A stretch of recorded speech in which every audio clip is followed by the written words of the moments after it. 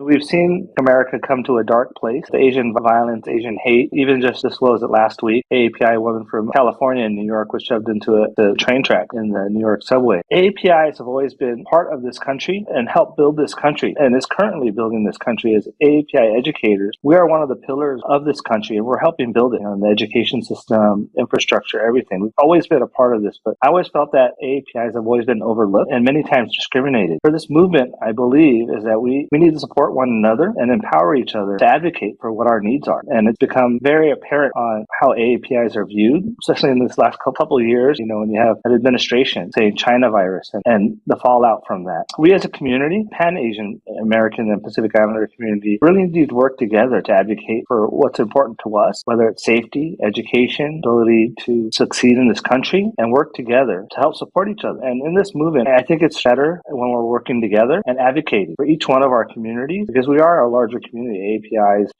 We need to support each other because we're very often overlooked in this country. When I think of movement API, I think of the critical moments in my life that made a huge difference and that encompasses who I am today. So examples include when I first came to this country as an immigrant in 1983. Another example would be when I became a United States citizen in the late 80s. And then also when I first became a teacher. And then perhaps the next would be when I started a career in higher education as a counseling faculty. And throughout that period of time, between being a counseling faculty and deciding to choose leadership in higher education as a dean and student services, there were a lot of people who influenced my growth, who made a big impact on who I am today. So I shared about these critical moments because I wouldn't be here today without those individuals. And a lot of them are people who supported me, who influenced me, who are a part of the APAHE family. Additionally, I also think about specific experiences that I had working with students when it comes to the UC admissions, affirmative actions, and APIA hate. And so when it comes to movement API, I see it as an opportunity for me to think about my fellow brothers and sisters, to think of the ancestors who sacrificed so much in order for me to be here today.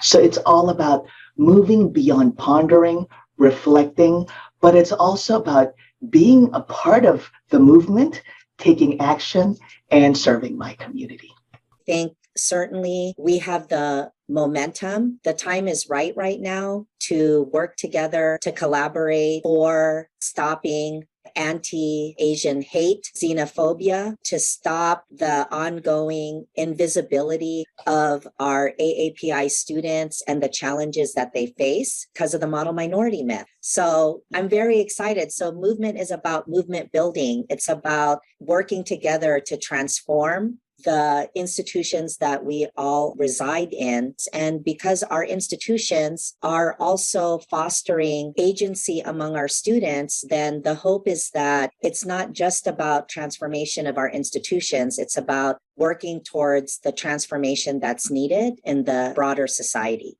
So the theme is really relevant for me because I actually recommended it to the APAHE board. Let me start by saying that when I first entered my position at Chabot Las Positas, I noticed that there were no organizations geared towards AAPI students. I saw catalogs with support systems for our African American population, for our Latinx community, but nothing for our AAPI community. One year I brought two of my deans from my college to APAHE. In fact, they're African American deans. And they were so inspired, they came back to our college district and organized our API faculty staff to basically create an organization, which we now call APAHE, the Asian Pacific Islander Education Association. And that was formed in 1996, inspired by these two deans. We started to look at what we could do to better serve our community. So from nothing, we went on to an API organization. We created just last year a support service for students called Movement API, which is what I lifted for APAHE. And then ultimately, just not too long ago, a few months ago, we were awarded an APAHE grant in the tune of $1.5 million. So for me, we talk about how we get inspired, how we join organizations, but what I see is the magic that can be created through little steps. So in my case, a district that didn't even have an API organization, to an organization, to a movement for students, to a $1.5 million